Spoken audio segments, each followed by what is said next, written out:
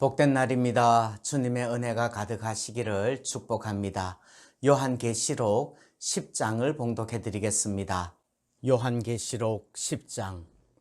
내가 또 보니 힘센 다른 천사가 구름을 입고 하늘에서 내려오는데 그 머리 위에 무지개가 있고 그 얼굴은 해 같고 그 발은 불기둥 같으며 그 손에는 펴놓인 작은 두루마리를 들고 그 오른발은 바다를 밟고 왼발은 땅을 밟고 사자가 부르짖는 것 같이 큰 소리로 외치니 그가 외칠 때에 일곱 우레가 그 소리를 내어 말하더라. 일곱 우레가 말을 할 때에 내가 기록하려고 하다가 곧 들으니 하늘에서 소리가 나서 말하기를 일곱 우레가 말한 것을 인봉하고 기록하지 말라 하더라. 내가 본 바 바다와 땅을 밟고 서 있는 천사가 하늘을 향하여 오른손을 들고 세세토록 살아계시니 곧 하늘과 그 가운데에 있는 물건이며 땅과 그 가운데에 있는 물건이며 바다와 그 가운데에 있는 물건을 창조하신 이를 가리켜 맹세하여 이르되 지체하지 아니하리니 일곱째 천사가 소리내는 날 그의 나팔을 불려고 할 때에 하나님이 그의 종 선지자들에게 전하신 복음과 같이 하나님의 그 비밀이 이루어지리라 하더라. 하늘에서 나서 내게 들리던 음성이 또 내게 말하여 이르되 네가 가서 바다와 땅을 밟고 서 있는 천사의 손에 펴놓인 두루마리를 가지라 하기로 내가 천사에게 나아가 작은 두루마리를 달라 한즉 천사가 이르되 갖다 먹어버리라. 내 배에는 쓰나 내 입에는 꿀같이 달리라 하거늘 내가 천사의 손에서 작은 두루마리를 갖다 먹어버리니 내 입에는 꿀같이 다나 먹은 후에 내 배에서는 쓰게 되더라. 그가 내게 말하기를 내가 많은 백성과 나라와 방언과 임금에게 다시 예언하여야 하리라 하더라. 아멘. 지난번 7장 14만 4천에 대한 이야기를 읽을 때 끼워진 이야기, 끼워진 풍경, 삽경이라는 말씀을 드렸습니다. 요한계시록에는 3대 7가지 재앙이 나옵니다. 7 인의 재앙, 7 나팔 재앙, 7 대접의 재앙이 나오는데 그 재앙의 흐름 속에 다시 7가지 끼워진 풍경들, 7가지 삽경이 나옵니다. 7장에 14만 4천 하나님의 인침을 받은 하나님의 종들이 14만 4천이죠.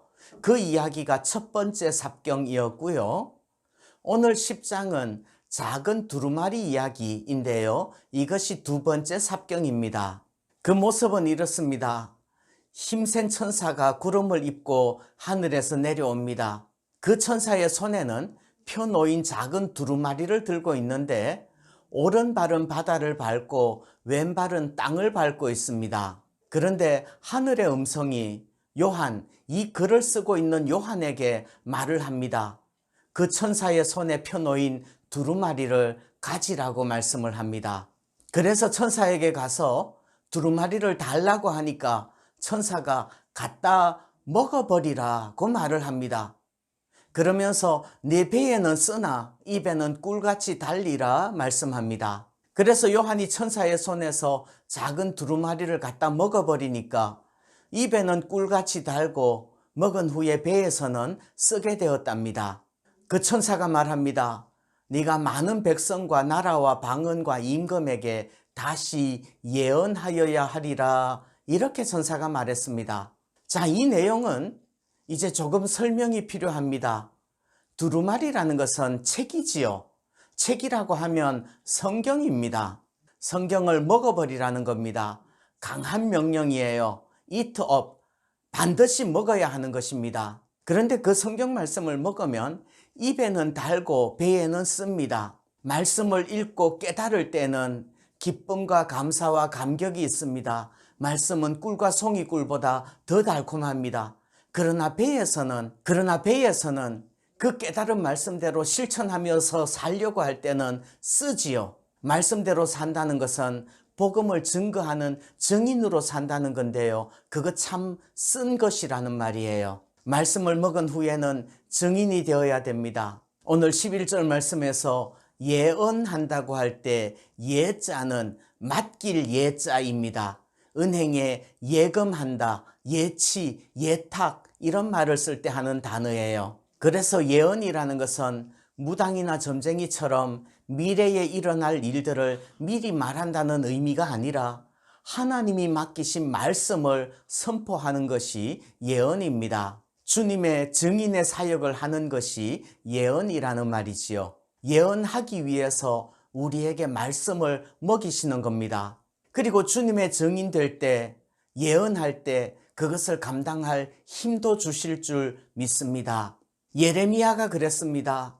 주님의 말씀을 얻어먹을 때 말씀은 기쁨과 즐거움입니다.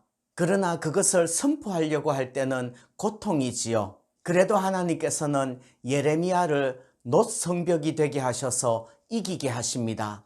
에스겔도 마찬가지입니다. 하나님께서 에스겔에게 사역을 맡기실 때 먼저 두루마리를 먹이십니다.